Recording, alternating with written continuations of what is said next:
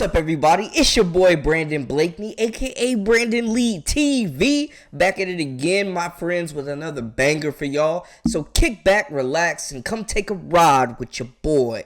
We got the breaking news that former LSU, former Louisville guard, former honorable All-American Hailey Van Lith have chosen her third school that she will play her final year of women's college basketball, and it's going to be in the Big Ten.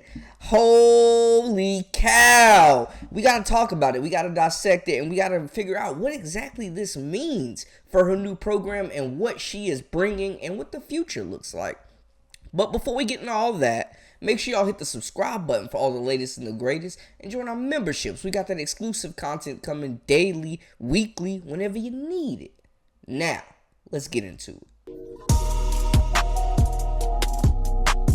You are now locked into the Live with Brandon Blakeney podcast. Here is your host, Brandon Blakeney. The saga of Hailey Van Lith has been well documented. I know we've talked about her in a few videos as well, just the ups, the downs, and the year that she had at LSU, man. She made the transfer, and it was huge news. We thought that it was going to be the forming of a super team with her and Anissa Morrow, joining Angel Reese, as well as Flau'jae Johnson and Michaela Williams at LSU. The season individually didn't go how we expected or how Hailey Van Lith expected. She came to LSU to work on her game, become a true point guard, but also prepare herself for the next level, the WNBA. She came to LSU to get drafted, and that's been documented as well by head coach Kim Mulkey. It didn't go that well. I think coming in, she was a fringe first-round pick. After the season, she wasn't on any draft boards and made the decision to come back. So, she is taking her talents to the Big 12, like we mentioned, committing to the TCU Horned Frogs. Now, we remember the Horned Frogs made national news last year. They started the season 14-0 and had so many injuries to their roster that they had to hold open tryouts to field enough players on the court. It was madness. And now things are looking up for this program. Last season with LSU, Van Lith averaged 11.6 points per game, 2.4 rebounds, and 3.6 assists, which was a career high. But she's definitely looking to get back to her junior form, where she led Louisville to the Elite Eight. She had 19.7 points per game. She was averaging 4.5 rebounds and 3.2 assists. So she's definitely looking to get back to that level of play and get her name back on them draft boards. And Coach Kim Mulkey even mentioned it as well. She wanted to improve her strengths by coming to LSU with a goal of expanding her game by learning a position that I played my entire life, because she knows at the next level, that's her only chance. To be able to tell them somewhat, I can handle the ball if you need me to. She was getting bullied out there, man, at times. So it'll be good for her to get a fresh start in a less talented Big 12 conference, a little bit less competitive. We know Texas as well as Oklahoma are leaving that conference. So TCU has a really good chance of not only winning that conference, but making a tournament run. I think this is a good move for her. She can come in. They return a load of talent, man. So it's not just going to be on Hailey Van Lith. They also added Kentucky transfer Maddie Sher, who was a double-digit scorer last season as well, to pair with Hailey Van Lith in this backcourt. Now, we know that all eyes will be on her. She brings a lot of attention with her following. She's one of the most polarizing figures in women's college basketball. So I think the fresh start will be good for her, folks. I think she can get back to, one, just being herself, being aggressive, looking for her shot. She is a natural-born scorer. There's not too many 5'7" shooting guards, though, given workout in the WNBA.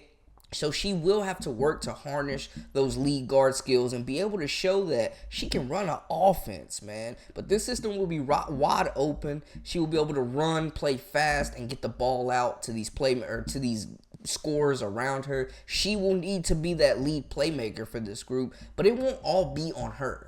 Like we mentioned, Sheer has shown capabilities of running the point as well. At Kentucky, she averaged 12.5 points per game, 4.8 rebounds, and 3.4 assists. So there are other playmakers on this roster as well that can take the load off. Coach Mark Campbell gets a really big commitment. This is his second season coming up, man. TCU, like we mentioned, started 14-0 last year and were one of the best stories in women's college hoops. They finished the season 21-12.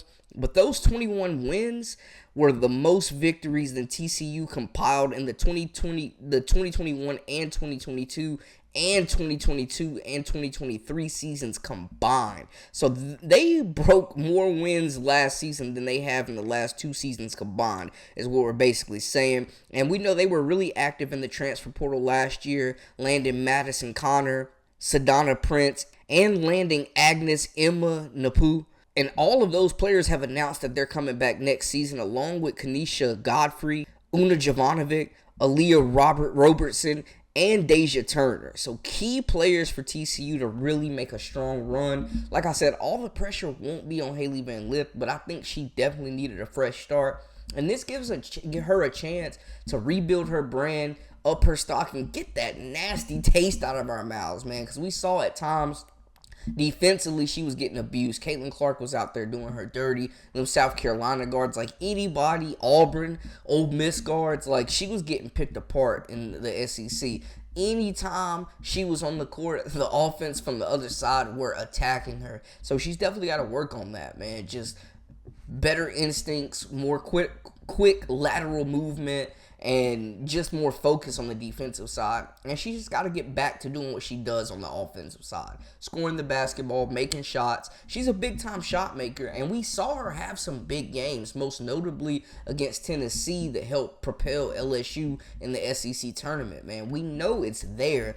The talent is there, but can this new system, this new coaching staff, this new program bring the best out of Hailey Van Lith? That is going to be the question. Because this is the last round. This is last chance you right now for Hailey Van Lith, for her chances to really up her stock and get a crack at the WNBA.